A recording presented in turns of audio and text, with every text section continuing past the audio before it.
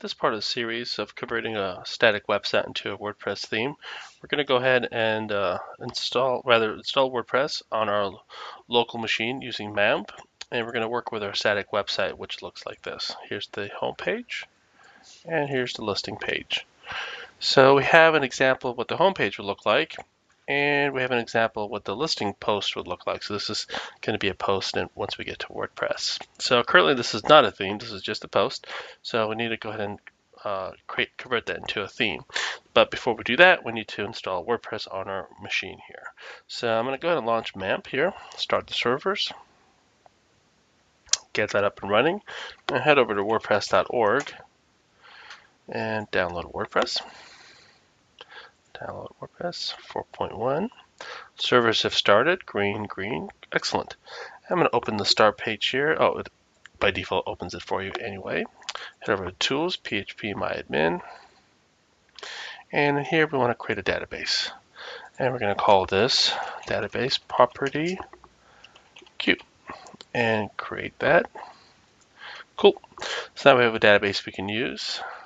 And we need to go to our htdocs folder. Go ahead and minimize this, get it out of the way. htdocs, and here we're going to create a new website called property Q. All right, so we need to find our WordPress files that we just downloaded. Got that. Here we are, show in Finder, WordPress 4.1. Cool. And jump in here, grab all these files from the WordPress download and drop it into property Q. Here it is. Cool. So we can actually head on over straight to our property.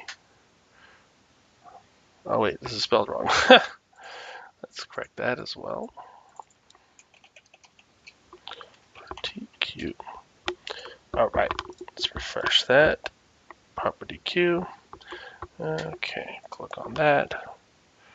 All right, let's go to the installation here. Welcome to WordPress. Before getting started, we need some information about the database. So remember, we were in PHPMyAdmin.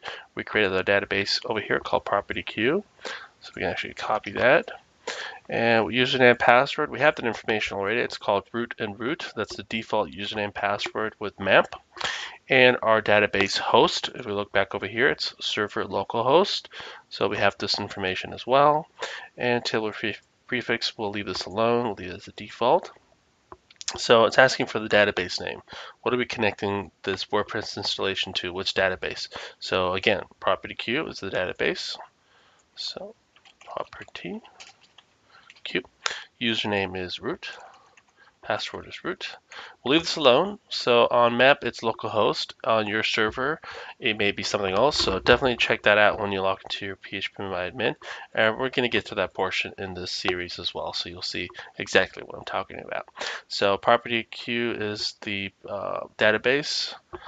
And I think that's also oh, yes, it's spelled incorrectly. So if we go back here, yeah, make sure you do it with copying and pasting instead of typing stuff out. That usually saves you from making typo mistakes. So property Q is our database, username, password, root, localhost. Okay, looks good. Hit submit. All right, Sparky, you made it through this part of the installation. WordPress can now communicate with your database. If you're ready, time now to run the install. Let's do it. Okay, cool. Let's give our site a name, property Q. And one thing I noticed, so in our static site, if we look at our example of what the homepage looks like, it has a description here, place to find your place. So if I go in here, this would be make for a good site description. So let's keep that in mind before we finish this. So Richard, make a good password. And give yourself an email. Cool. And let's uncheck this portion here because since we're developing this website, we really don't want search engines to find it just yet. So install WordPress, boom, log in, great. And so first thing I want to do is head over to General and change this to place to find your place. So this way, this portion here we're going to eventually use to make this dynamic. So we can actually close this now. We can close this now, and this as well, and this as well. And we can even close this. All right, okay, so everything here we leave alone. Save the changes, and let's look at our website.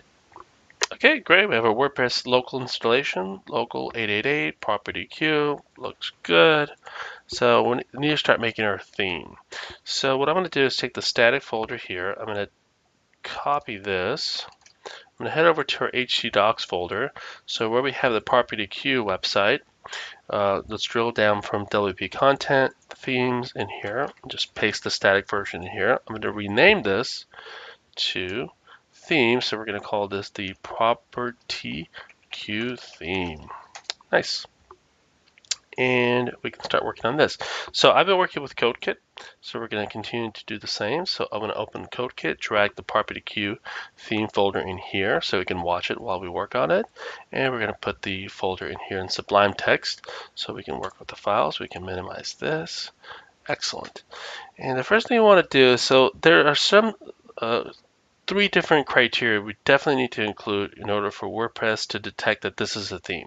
As it stands right now, there's no way it knows this is a theme. So even if we go to the themes area here, it says property queue theme, style sheets missing. So it gives us a hint in terms of what's wrong with the theme. So the first thing we definitely need to include is this thing called style sheet. So if you want to see what that looks like, an example, you can actually look at the default themes that come with a WordPress installation, 2015 for instance, and even open up their style.css and just see at the top. So this is what it's asking for. It's looking for this. So if I copy this over, just this portion here at the top, and make a new file inside property queue theme and call that style.css, we drop it in here. We need to just update this here. So we're going to delete all this portion for our theme. We're not actually going to upload this to their public theme collection. We're just going to use it for ourselves. So our theme name is going to be called property queue and theme URI. So this is where the theme was located. I'm going to put my blog over here, barkins.com, and the author. Put my name in here. Cool. And let's also use this as the same URI and description. So this is a long description. Wow. Let's take that.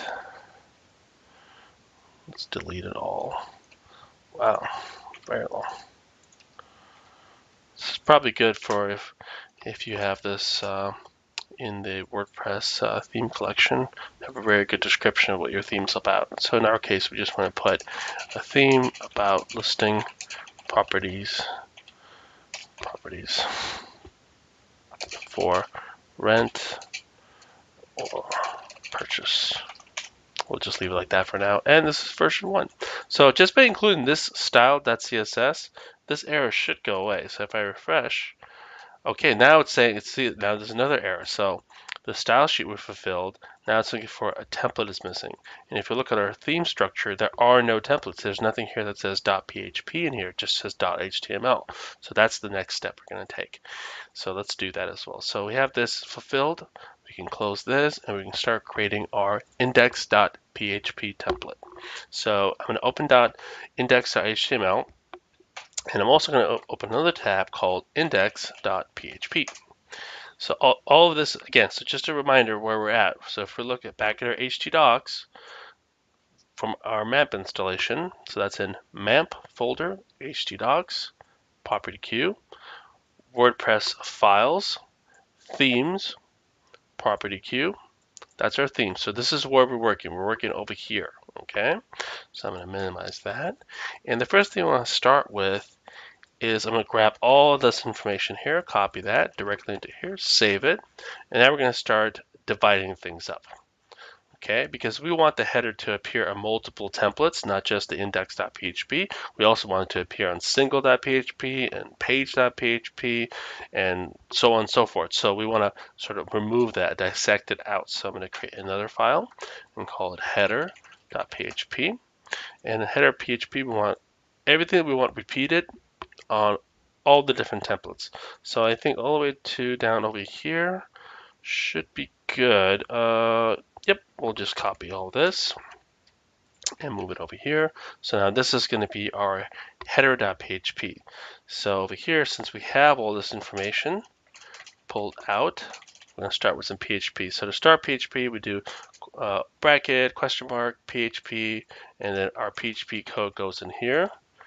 PHP code inside is here, and let's grab it, get header. So this is a built-in WordPress function we can take advantage of, and what this is telling WordPress, hey, go into your theme folder, look for header.php, and pull that code in here. So what it's essentially doing is grabbing all of this code, it's literally, and just plopping it into here after it's been processed through the server. So that's great. And we go back over here, and we need to start filling in some gaps that we have. So if I look at this here, we can include a title, and what we want to do is take advantage of the WP title function, because what we're going to eventually do is use the plugin called SEO by Yoast, which is going to help us populate the title and the description to have a better SEO on our website. So WP title is the function we'll need to use. And for the description, again, we're going to have Yoast do this for us, but for the time being, let's take advantage of the blog info function. So blog info, and in here we just put description. Perfect. Eventually Yoast will actually remove this and include its version, but you know what? For now, we'll just go ahead and leave it. That's fine. So that's cool. Let's look down over here. All the fonts, that's fine.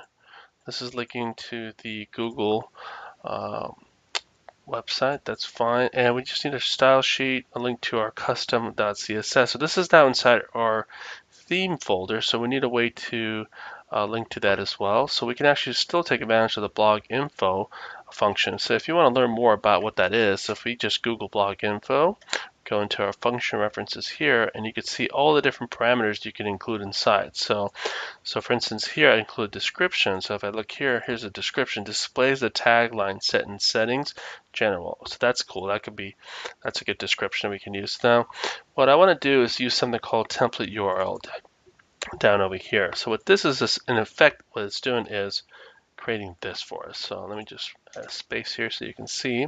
So instead of us having to type this over and over again, website.com/WP content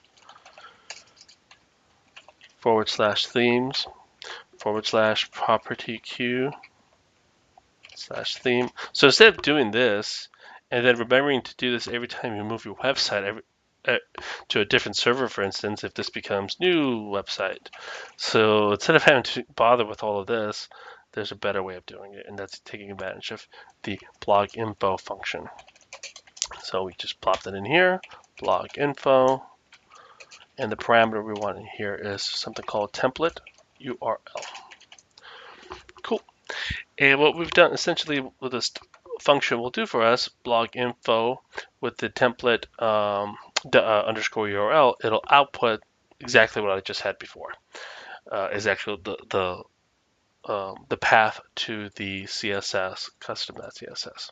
And we want to do exactly the same thing for our modernizer file. Cool. Let's do that as well. So now we're linking to those dynamically. And what we want to do here is we want to tell WordPress where to put different functionality that it needs. Things like the plugin, where plugins will know when we install a plugin, plugins will know, hey, this is where the head of the website is, and this is where I need to put my JavaScript and my script files and things like that. So this is something we need to also include. This is sort of like a target, if you will. This is us telling WordPress, this is where the head is. This is put all your extra styles in here. You need to include extra JavaScript. You need to include, just put this over here in this area here. So this is just something we need, WP head. And that should wrap up the head portion. So if we move down over here, we need a link to our actual site title. So we can also take advantage of blog info for that one. So blog info is a good function to use over and over again. So put name. And remember, we use this up here, blog info with description. We can kind of copy this and replace all of this. So this could also be dynamic. So if the site description changes, we don't have to use the manually change it ourselves in the template. We just do it through the WordPress dashboard. So it's super convenient. Okay, so that looks good. That's fine for now. The other thing too I want to include, if I look through here, site URL. So if you can see here, it's been deprecated. So don't use site URL. Instead, echo home URL or use blog info URL. So what I want to do is I want this to be also dynamic. So we open PHP, close PHP, blog info. So what it's saying here, don't use the site URL, use just URL. So let's do that. So this way, the link at the top will link to the homepage of the website anywhere you are on the website. So we have our header done, and we're linking up the header here. So that's good. We want to do the same with the footer and the sidebar. So let's do the footer first. I'm going to create a new file called footer.php, and inside here, if I move this over, on the footer, we just really have all this information and the footer part. So I'm going to cut that out and drop it in here. And down below here, we just need to link it up again. And we just want to say get footer. All right, and that'll find the footer.php file inside our theme folder and pull it in there. So looking inside the footer.php, we can make this dynamic as well. So instead of having to every year remember to update this, we just have PHP do that for us automatically. So in here, we just need to use a PHP function, not a WordPress function, but a PHP function called echo. What echo does is either you can use echo or print, and all that does is just outputs whatever the function returns. So date. And here's a single parameter, which is a capital Y, and that'll give us the current year. So we'll save that as well. And down over here also, we need to link this to the theme folder where the JavaScript lives, so we can use the blog info for that as well. So blog info, put a / in here, and template URL. And the other thing we need to do is very similar to how we did the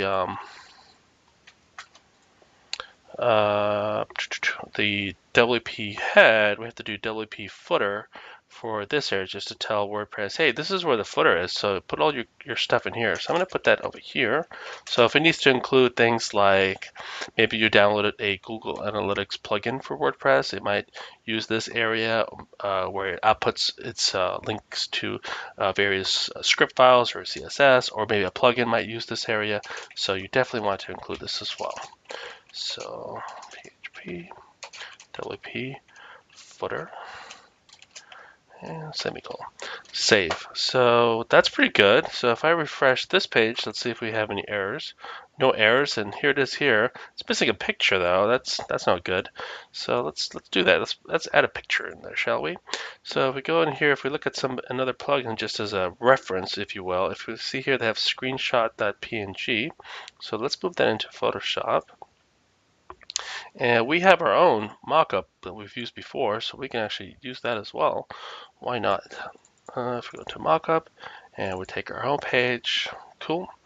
And what I want to do is I'm just going to do this. I'm going to flatten the whole thing so it's one image. I'm going to copy that over. And where is the... Oh, it's closed. Did we close it? Maybe I did. Let's go back over here. Photoshop. Perfect. I'm just going to paste that in there. Maybe resize it. It's just up to you. This kind of gives you a preview of what the website would look like in the themes area there. So we can just save that and save as, move into here and screenshot.png. Perfect. So if we minimize this, refresh this page, look at that. We almost have a fully functional theme. If we look at the theme details, it gives us the title. So this information is getting pulled in from where? from here, style.css. So that's inside our theme folder, property queue theme. There's a thing called here style.css, and this information here is being used over here. So if you ever distribute your theme with the public, you need to include this information so that they can look up and see exactly who the theme was built by. They could see what version of the theme this is, the title of the theme, and a little description about the theme. So definitely this is useful information to keep. So, but if I activate this theme right now, nothing's going to show up, because if we look at our template file, there's nothing being pulled in dynamically. It's all sort of static. So let's just, for fun, let's just activate it. Let's visit our website. Yeah, see, stuff is missing, the pictures are missing, because nothing's dynamic, right? So we need to do that now. So, but we're getting close. This is our theme file, so I'm glad to see that everything's linked up properly. Things like the style sheet is linked up properly. The fonts are coming through. So if we go to our inspector here, we see some stuff that's missing. So the pictures are missing. I see that because that's not being pulled in dynamically. So we have to fix that, and we will. So let's focus on fixing that now. So we want to do this. Let's look at let's work on this space first, this one here. But by the way, I'm glad to see this is being pulled in dynamically, so that's cool. And this is also being pulled in dynamically, so we're in business. Okay, now let's start working on making this also dynamic. So if we look at the HTML, we see that this is repeating throughout the post. So we really just need the one, because it's just going to repeat as long as there are posts that exist.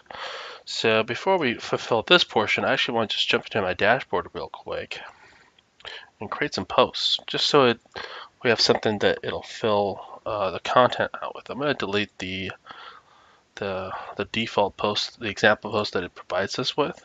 I'm going to open minimize this. I'm just going to open the static version. I just want to see, just to get the copy in there. So listing, and here's our title. So I'm going to copy this over to here. So new post. There's our title. Let's dismiss this. And here's our copy. Copy all of this. Drop it in here. Cool. And categories. I'm going to start doing categories by property type. So this is an apartment. Maybe we have a condo. Maybe we have a townhouse. And single family home. Alrighty.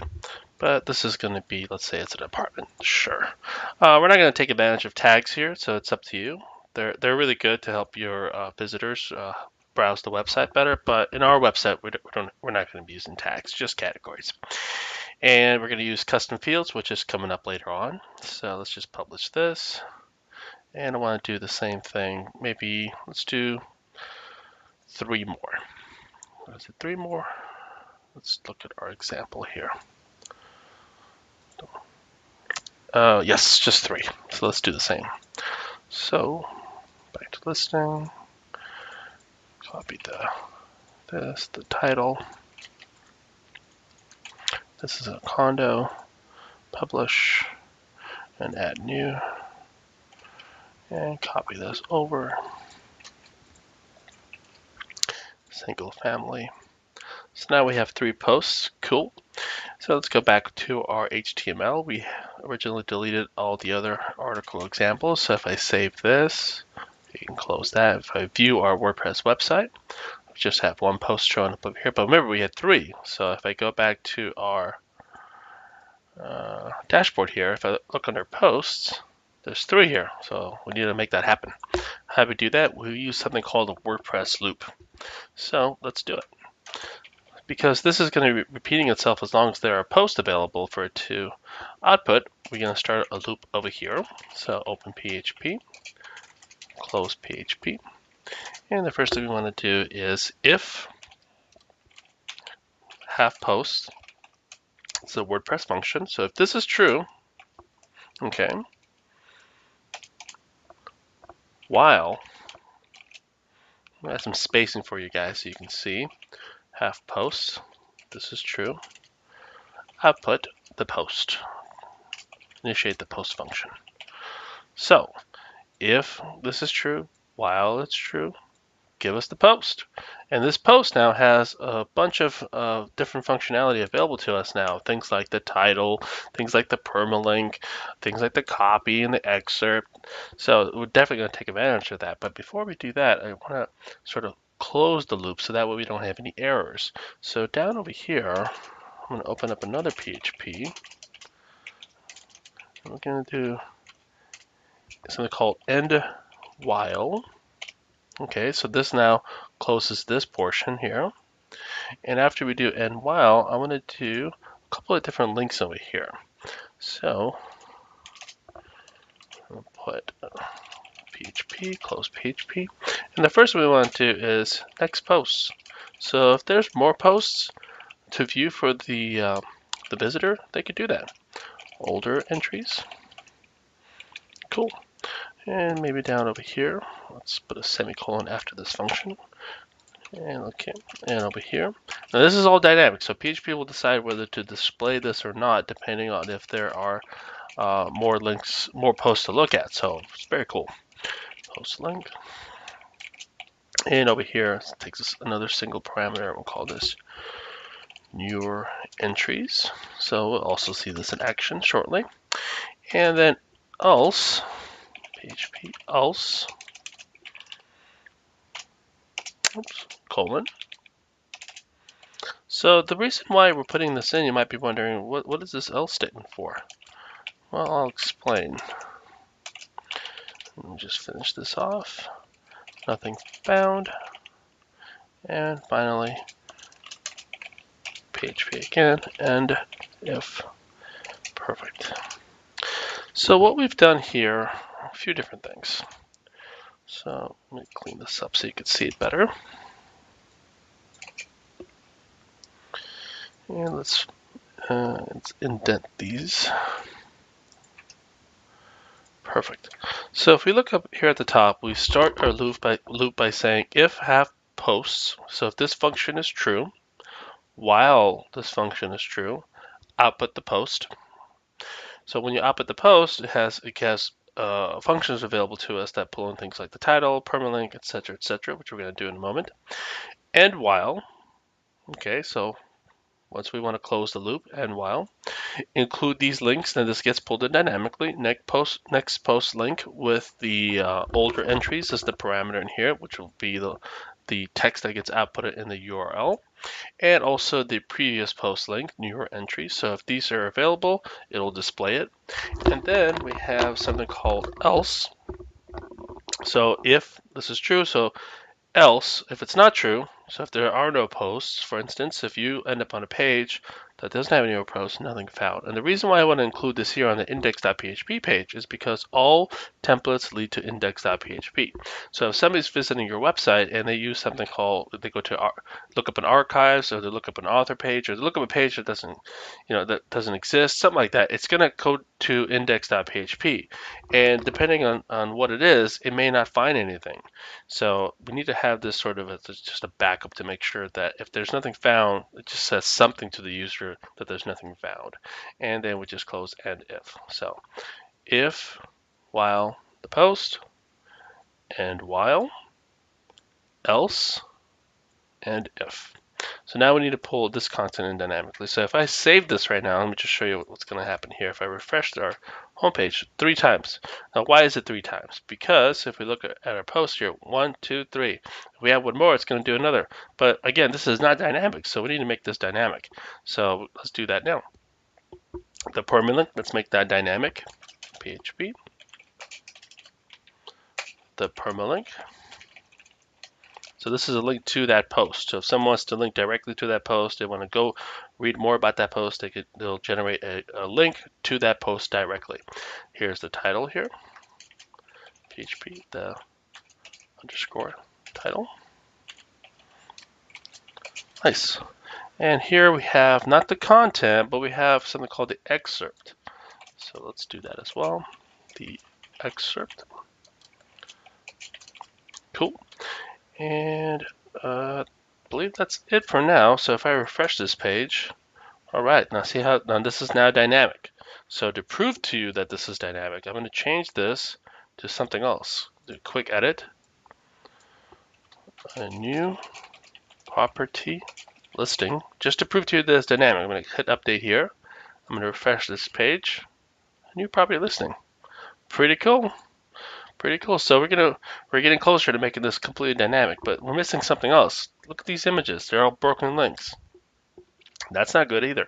So what can we do with this? We can make them something called a featured image.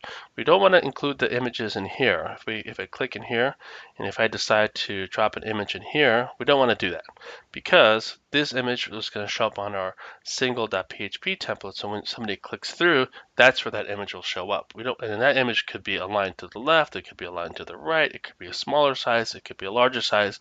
It's not always going to fit in the space over here. It's going to be very inconsistent. Okay, so let's work on that too. Let's work on updating this as well. So we have to use the featured image, but we have to make that a feature that's available to us. So if I go to posts over here, I look here, there's no featured images available to us. So let's do that. Let's make it available to us. So let's go to our theme here. Let's do a new file, save it, and call it something called functions.php. So if you want to include additional functionality on your WordPress website, you have to include it in something called functions.php that's inside your theme folder. So it's just in your theme folder, so your theme will be affected by it. So the first thing we want to do is activate the thumbnails. So we just want to click Add, Theme, Support, and what's the parameter? It's called Post Thumbnails. Post Thumbnails. So if I save this and I go back here and refresh it, look at that. We have a new box over here called Set Featured Image. Let's do that. We go over here, select our files. So if we go back to our static, remember we had these images over here? Okay, let's use these images. Let's go with this one. Cool. And then set featured. Nice. So that's cool, but that's only one piece of the puzzle. So if I go back here, it's still not going to show up. So we need to connect the two, right? So we go back to our index page here. And we look where the picture which should show up over here. We erase this here, and we need to tell WordPress, hey, this is where we want that picture to show up. So if I open this up here, we go to post underscore thumbnail. Nice. This is where WordPress is going to put that picture. So if I refresh this now, there it is. It's not over here. It's not over here because we don't have them over there. So let's do that. Let's go back to our posts. Let's go edit. Set featured. We'll use this again. Update. That's cool.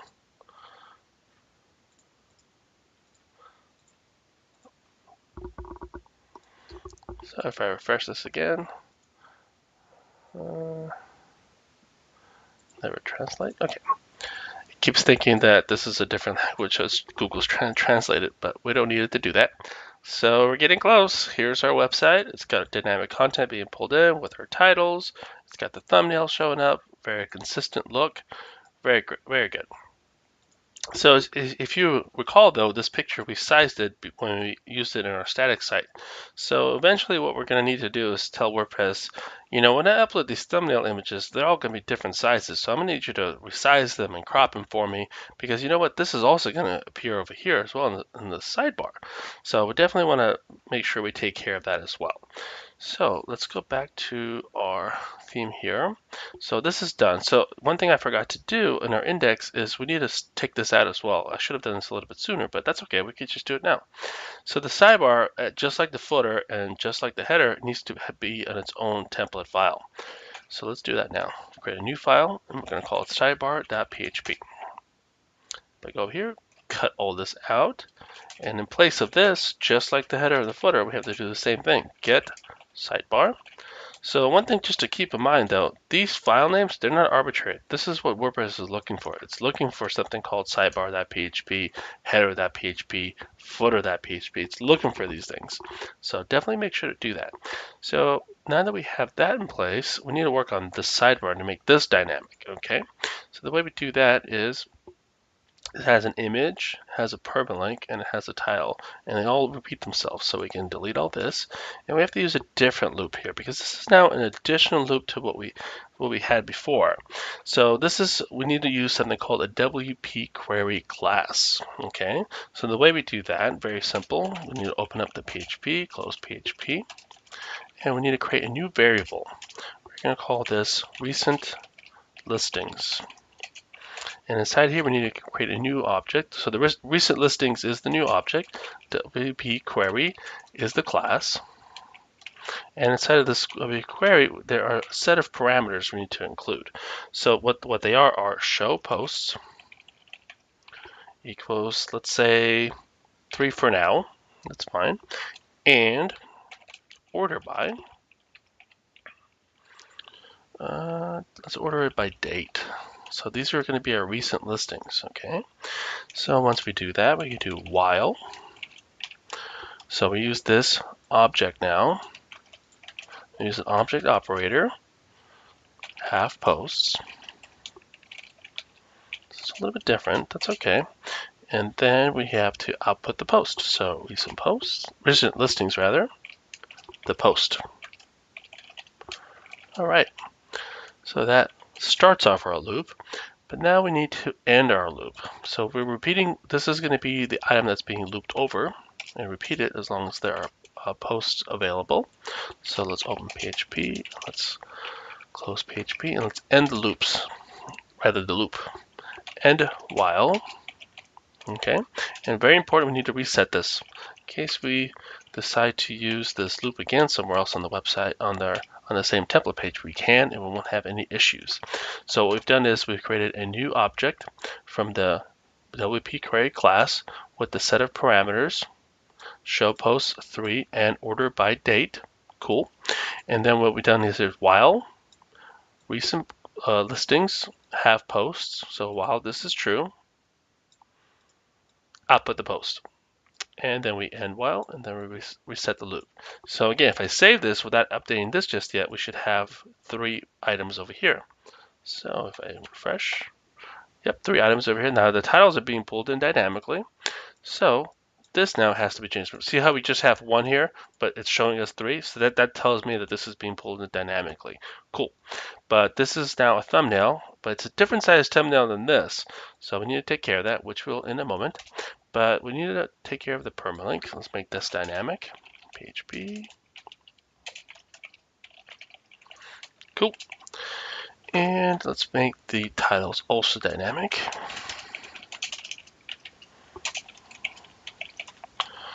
All right.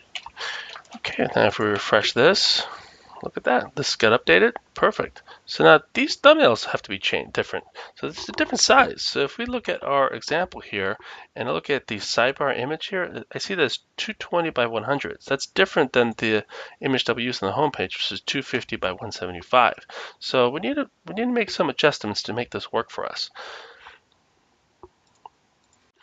We're going to head over to our functions.php file here, and we're going to add some more settings for our thumbnails. So the default setting we want to add to our thumbnail when somebody uploads a thumbnail picture is called set post thumbnail. And what we're going to do is set post thumbnail size. There we go. So what we want to do here is set a few parameters up and figure out what we want the size of the image to be after someone uploads it. So the image size here, we want it to be 250 by 175. We're going to give that a hard crop. So the first parameter we want to include is the width. So this is 250, and now the height. That's the width. Now the height is 175, and we want to give it a crop of true. Okay, perfect. So this is the default. So by default, this is what the image will be cropped to. And this is what's going to show up over here. Now we want to give another image size for the sidebar. So if I look at the sidebar example for here, it's 220 by 100. So we need to add image size. And let's give this a width of, let's start this off. First, we need to call it something. So let's call it sidebar so we can reference it. And you'll see exactly where this is used in a moment. So that's 220 width by 100 height. And we also want this to get cropped as well. Nice. So this is now the sidebar. So if we look back over here to our index, we use the post ML here, and we didn't put anything in, so that therefore it's going to grab the default size. But the sidebar needs to be the sidebar version. So if I replace this image source here with my function, and just the parameter here, I put sidebar, it's going to grab the correctly cropped image. Okay, let's see. See if that does it for us. Ooh, not quite, not quite. So what we need to do now, we need to use something called thumbnail regenerator. So if you look here, 143, that's not what we're looking for. And it looks like it's grabbing the 250 by 175 image. Ooh, that's not what we need at all. So there's a really cool plugin called Thumbnail Regenerator. So because remember, since we just uploaded this already, that size was already set. So we're gonna head over to plugins, add new. Let's look for Regenerate thumbnail. Okay, let's go ahead and here we go. This is the one you want to download. See, this one has 1.7 million downloads. Nice. This is a good one. This is good reviews. We can trust it. Let's give it a shot. Let's activate it. And let's go ahead and run this thing. Let's go to Regenerate Thumbnails. Regenerate all thumbnails. Should be very quick.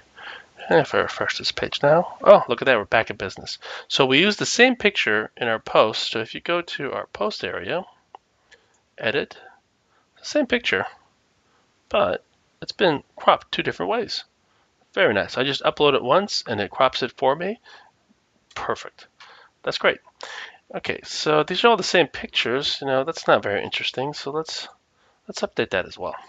So what I'm gonna do is I saved the folder with all these pictures, originals. So let's do that. Let's use those originals. Okay, stock photography. Here's a good one. Oh, here's one here. I'm gonna grab this one. Just grab all these 3. Rather just these 2 here. Paste it in here. Now they're very large, so we need to make sure downsize them because what will happen is if you try to upload to WordPress, they're huge and it'll time out. So this is 6,000 width, huge. Let's just do 1920, and let's save that. Close that. Same thing here, 1920. Save that. Close. We don't need the mockup anymore. We can close that as well. Nice. So if we go to our posts now, all posts. This one already has a picture. Cool. Look at this one here. Let's remove this image. Let's add another featured one so you can see how the crop happens. Just upload it once. Set featured. Here's a little preview of what it looks like. The default version. Update. Cool. Go back to all posts. Let's update this one as well. Let's remove the other one we used before and replace it with this image here. And then set featured. Nice. So if I update this now, I go back to my home page, I refresh. Look at that. This is updated, this is now updated, and so is this, and our sidebar has been updated. Looks great. So this now has to be updated for our widget area. So widgets are very popular with WordPress, so we should make this sort of a widgetized area, so that way if we decide to use this theme somewhere else and the other theme also uses widgets, we can. So let's do that now. So we need to go into our sidebar.php template file and update the widget area to make it dynamic. So the way we do that, we want to actually erase all of this portion here. We're going to replace all of this so it's now being generated dynamically. So we would tell WordPress, hey, this is where we want the widgets to appear in this space over here, and it's called dynamic sidebar. It's another WordPress function, and inside it's going to take a parameter of what our dynamic sidebar is called, like the function that this is going to connect to from functions.php. So you'll see exactly where this shows up again in just a moment. So this is where we wanted the word just to show up, but we're not done yet. We need to head over to functions.php and create it. So let's add some commenting here so we know what's what. So these are our featured image functions, and let's do another one called widget function. And inside here we're going to create a function called general widgets init And inside here, we need a set of parameters. So we want to register a sidebar. So theoretically, you could have more than one sidebar. So inside of here, put a semicolon here. We're going to add an array. Okay, cool. And let's move this over here. And inside this array, we need a set of associative array properties. So the way we would do that, the first one's called name, which is in reference, and we're going to call this one general. You'll see where this shows up in a moment. General sidebar, comma, the next property, ID. This has to be general sidebar. So if you remember over here, we called general sidebar. So this is what it's referring to. It's looking for this here. Cool. And the next thing we need is the before widget. So before widget. Nice. We want to create a div in here with a class of widget. This should look familiar to you. Because if we save this, and if I go back to the static version of a website, and I just want to examine what the sidebar looks like, if I open this here, if I go scroll down and under sidebar, I can see here that here's the div with the widget. So we want to recreate this, but we want to recreate it dynamically. Okay, so we definitely want to do this. So before the widget, we need to create a div called widget, just like this. Okay, then after the widget, we want to go ahead and close that div. Okay, put a comma here. Then before title,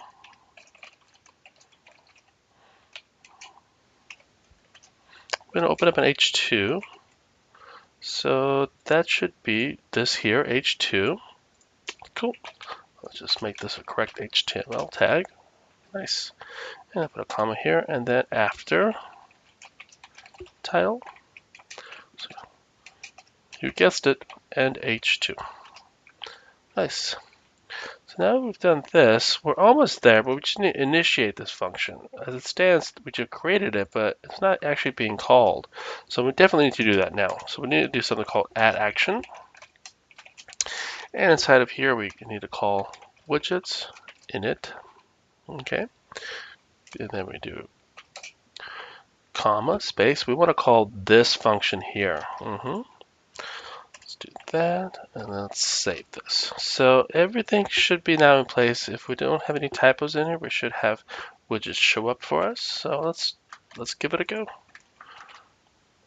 Okay, nothing's here. So that's not good. Let's see, let's go back to our appearances. Let's refresh the page. And we go on appearances, we should see widgets here. Now we do. General sidebar, oh, that's cool. Let's go to archive, let's drop this in here. Archives, let's save that. Let's refresh. There we are, worked perfectly. So what we've done, essentially, we recreated this HTML dynamically. So if we go to our inspector and take a look at this code that's been generated here, you can see here's widgets, here's the H2, here's the unordered list, here's a link to the category, here's the month and the year. This is all being done dynamically. So now if we work on our website and we have more archives in here, this will automatically get updated. If we look at our widget area, we could do other things like categories.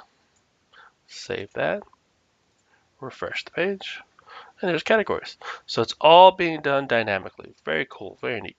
All right, so that's cool. So for now, let's remove this widget and just keep the archives widget for now. Cool. So that's done. So now we need to work on the listing page. So when somebody clicks on a link here, it needs to go to a page that contains custom information about each of these properties. So we're going to learn about custom fields next. And we're going to also add another thumbnail cropping. So now we have one thumbnail crop, two thumbnail crop. We need one more, and that we're going to use inside the listing page. And then we're going to wrap up the project. So we're almost done.